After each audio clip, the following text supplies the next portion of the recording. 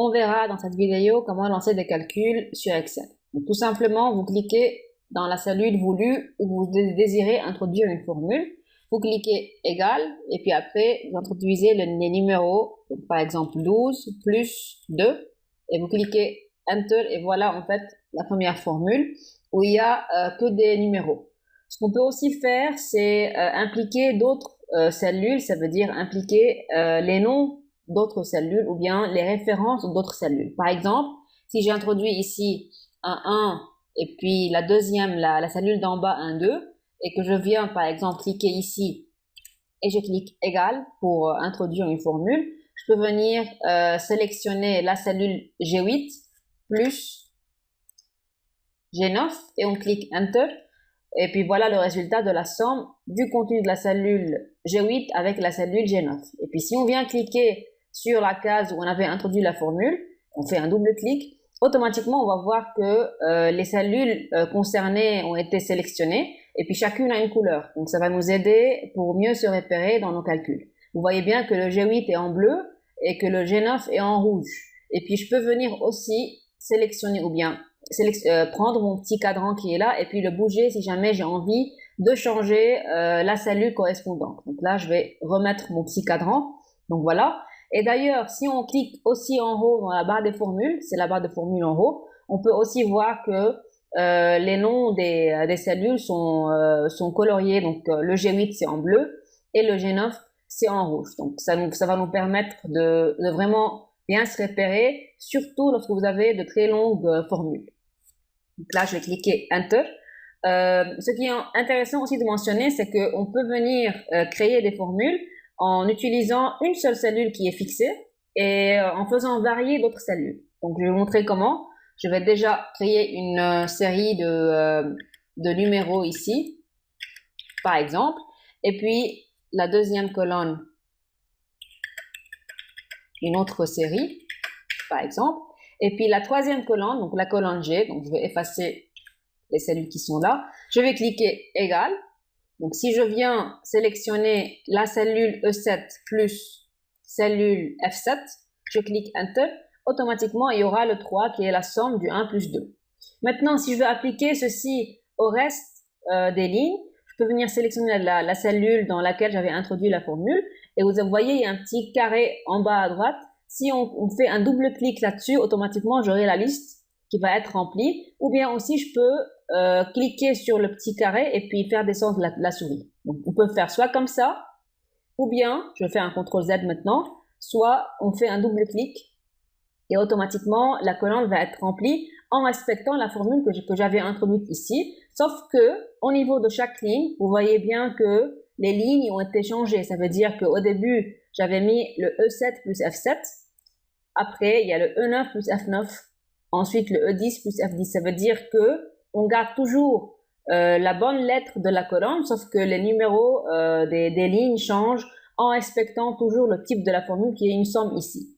Maintenant, ce que je disais tout à l'heure, c'est que si on veut fixer une cellule et faire varier le reste, ça veut dire que si je reviens à la cellule d'origine et j'ai envie de fixer le E7, je veux que le E7 soit fixe pour toutes les formules de ma colonne G. Tout ce qu'on doit faire, c'est venir cliquer sur F4. Et vous voyez bien qu'il y a un dollar qui est apparu avant la lettre E et un dollar qui est apparu après la lettre E. Et puis donc ce symbole veut dire que ma cellule E7 a été fixée. Ça veut dire que maintenant, donc je vais cliquer Enter. Si maintenant je resélectionne ma cellule G7 et que je clique sur mon petit carré qui est là, il y a tout qui va changer en bas. Et si je viens voir ce qui s'est passé, par exemple en cliquant sur la cellule G8, vous voyez bien que maintenant c'est toujours E7 qui est dans la formule plus le F8 et non pas E8 plus F8 comme avant. Ça veut dire que je suis venu fixer ma cellule de référence, c'était le E7. Pareil en bas, c'est le E7 toujours plus le F10. Pareil, E7 plus F11. Ce qui est intéressant à mentionner aussi dans cette vidéo, c'est qu'on peut venir repérer grâce à ces petits boutons qui sont là, les cellules concernées dans nos fonctions. Par exemple, si jamais j'ai besoin de savoir quelles sont les cellules qui sont responsables de ce résultat, je peux venir sélectionner la cellule en question qui est le G7 ici et cliquer sur repérer les antécédents. Donc, vous voyez qu'il y a deux flèches maintenant. Donc, il y a une flèche, c'est une flèche qui est commune parce que les cellules sont sur la même ligne. Mais en fait, ce sont deux flèches. Donc, une flèche qui commence de là jusque là et puis une autre flèche qui commence de là jusque là. Ça veut dire que Excel me dit que les cellules responsables du résultat qui sont là sont les cellules E7 et la cellule F7.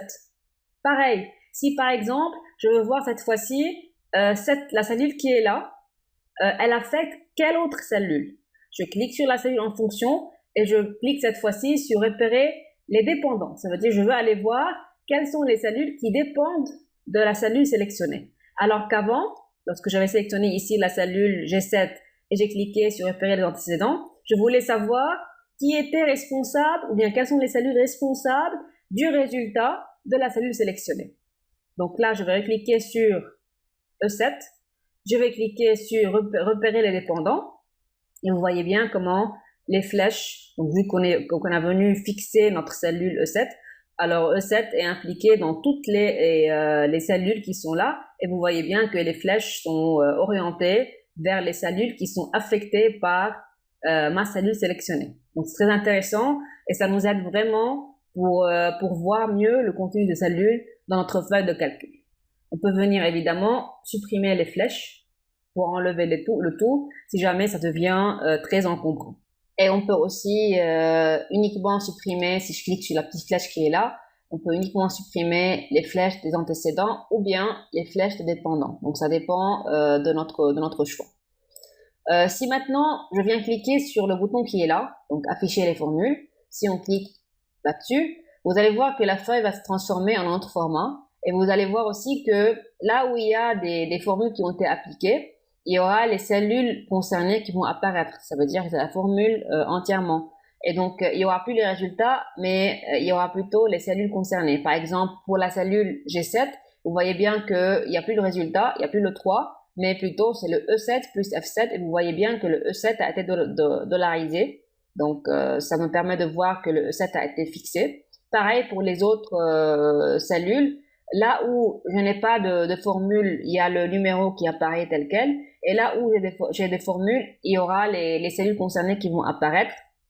Pareil ici, par exemple, et puis pareil ici. Donc, ce petit bouton va nous aider un petit peu aussi à se repérer ou bien à venir voir s'il y a une erreur quelque part pour mieux visualiser les choses. Donc, si on clique encore une fois sur ce petit bouton, automatiquement, il y a tout qui va revenir à l'état d'origine. Si maintenant on vient cliquer sur le bouton qui est juste en bas, vérification des erreurs, Excel va vérifier notre feuille entière et vu que là il n'y a pas d'erreur, il va me dire que la vérification des erreurs est terminée pour l'entièreté de la feuille, donc il n'y a pas de problème. Je clique OK. Et le dernier bouton ici, c'est évaluer la formule. Si je clique là-dessus, donc là disons je sélectionne la cellule G7, je clique sur évaluer la formule. Vous voyez bien que là, il est venu me mettre la référence. La référence, c'est feuille 1 G7. Feuille 1 étant le titre de l'onglet dans lequel je me trouve. Et vous voyez bien qu'il y a le G7 juste à la suite. C'est en fait la cellule concernée. Et dans la petite fenêtre évaluation, il y a le E7 plus F7. Déjà, le E7 plus F7, c'est la formule de la case G7. Et vous voyez que le E7 est souligné. Donc, c'est en fait le premier terme qu'on va commencer à évaluer. Si on clique sur évaluer en bas, automatiquement, il va venir remplacer le E7 par la valeur qu'il représente. Donc, c'est une cellule, donc c'est la valeur qu'elle représente. Et le F7, si je clique encore une fois sur évaluer, vous voyez bien que maintenant, c'est le F7 qui est souligné. Donc, si je clique sur évaluer, à la place du F7, je vais avoir un 2.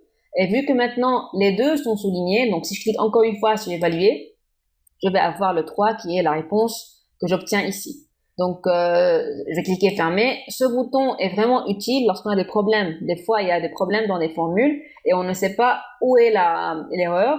Donc, on vient évaluer la formule. Si on clique sur évaluer la formule, on peut aller vérifier pas à pas les étapes de notre formule et on peut aller voir quelle est la cellule qui nous met à une erreur et qui est responsable de l'erreur qu'on obtient dans la réponse finale de notre cellule.